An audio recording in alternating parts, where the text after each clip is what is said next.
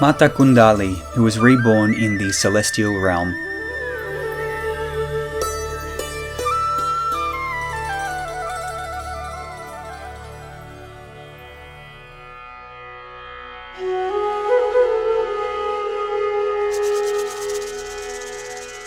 The millionaire, Adinya Pubaka, which means never giving anything to anyone first, lived in the city of Savatthi.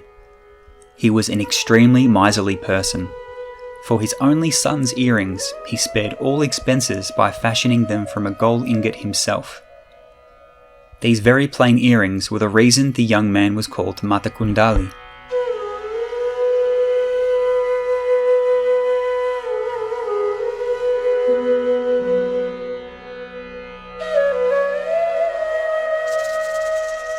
By the time the millionaire's son was 16 years old, he was afflicted with an illness which caused him to lose weight and turn his complexion sallow. To save money, the millionaire consulted with a pharmacist instead of a physician. The pharmacist prepared for the young man some medicinal brews from different herbs. However, these brews did nothing for the young man, and he became so ill that he could no longer do anything for himself.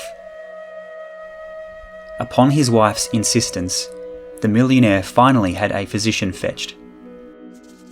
But alas, the young man's condition had deteriorated to the point where there was nothing the physician could do for him. The millionaire knew that his son was approaching the end of his life.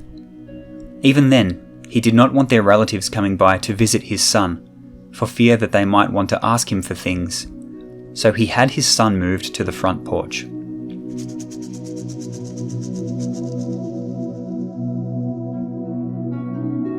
Sammasambuddha knew with his supernormal insight that the millionaire and his son possessed sufficient accumulated punya to attain the path and fruit of nibbana.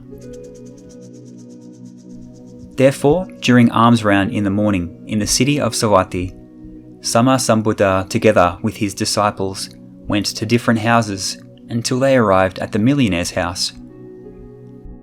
While there, Sammasambuddha expressed his aura, which appeared as a bright flash of light against the wall of the house towards which the dying young man lay facing. The young man mustered all of his strength to turn his face towards the source of the light and saw Sammasambuddha walk past. He lamented to himself, "My father has wrong view, and as a result, I was never able to accumulate punya or listen to Sammasambuddha's Dhamma lectures, despite the fact that we lived not too far from the temple. And now I don't even have enough strength to pay homage to Sammasambuddha." With heartfelt faith, the young man kept his eyes on Sammasambuddha until he was out of sight. That was also the moment that he breathed his last. The young man was instantly reborn in the celestial realm of Tawatimsa.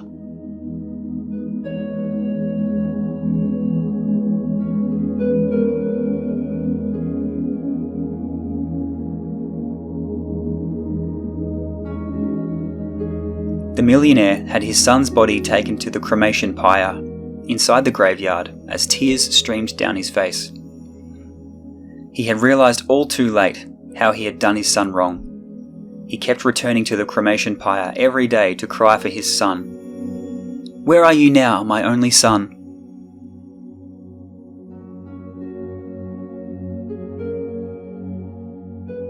The first thing the new celestial being did was to consider the reason for his rebirth in the celestial realm, and the reason for his great celestial wealth.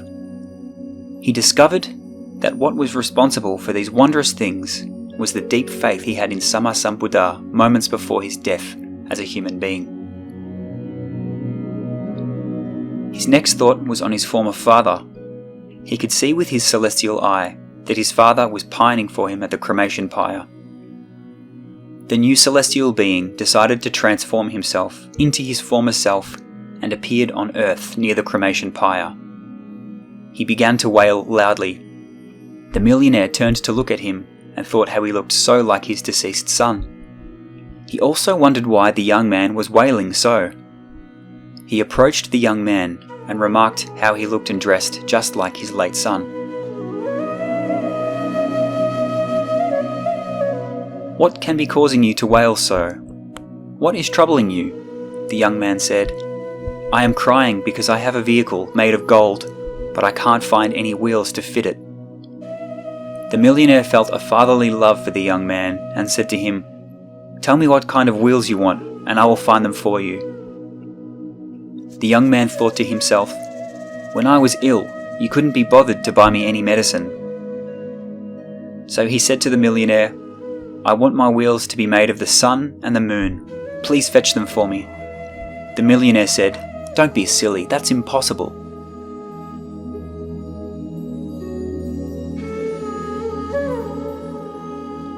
The young man said, "I was crying because I wanted the things that I could see for my wheels, but you were crying for what you couldn't see, so who is being silly?"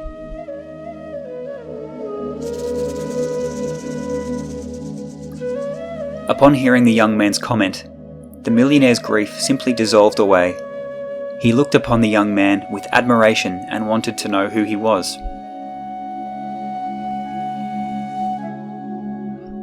Upon learning from the young man that he was none other than his own deceased son, and that his rebirth in the celestial realm had been made possible by his deep faith in Sammasambuddha.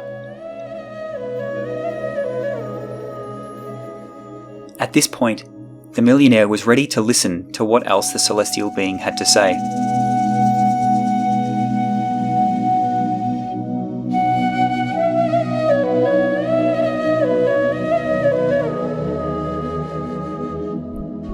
After this incident, the millionaire went to invite Sammasambuddha to come to his house for a meal.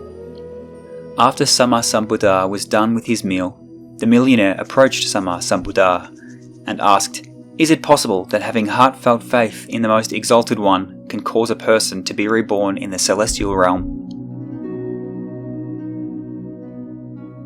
Sammasambuddha said, "Have you not already had a conversation with a particular celestial being?"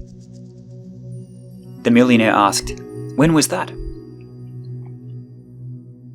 Sammasambuddha subsequently recounted to the millionaire the conversation which took place between him and the new celestial being.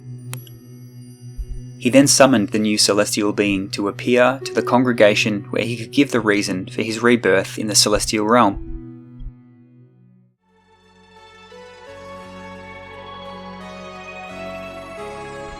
Sammasambuddha said afterwards, "Wholesome deeds and unwholesome deeds originate with the mind. Wholesome deeds performed with a bright and clear mind will follow the person like a shadow to the celestial realm."